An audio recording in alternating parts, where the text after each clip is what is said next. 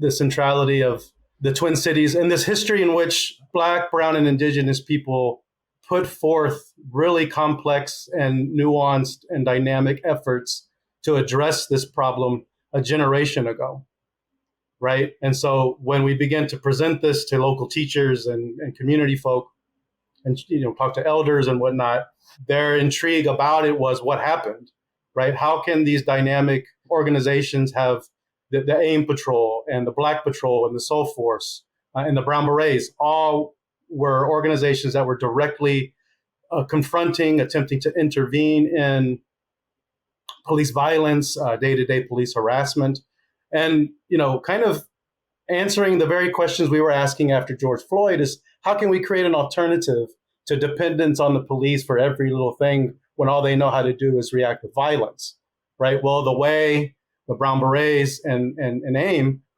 all put into practice alternative community policing, right? Not only did they confront the police and try to deter them or interact with them. I mean, AIM was driving folks home. The AIM Patrol was driving folks home from the bars in the evening because that's where the police would confront them and perform violence on them, arrest them, and whatnot. This is an alternative kind of practice. We don't need the police. We can handle this circumstance on our own terms, right?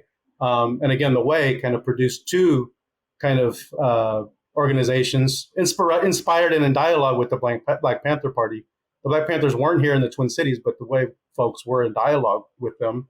The Soul Force, which was meant to de-escalate things, was actually a multi-ethnic group of folks. And then the Black Patrol, who was armed and who would intervene in police interactions with the community. So the existence of those practices and then, of course, the historical kind of ability to look backward from the present after the George Floyd uprisings led to the question of we've had these dynamic movements, like what's left of them in terms of these alternative practices of self-determination in reaction to police violence.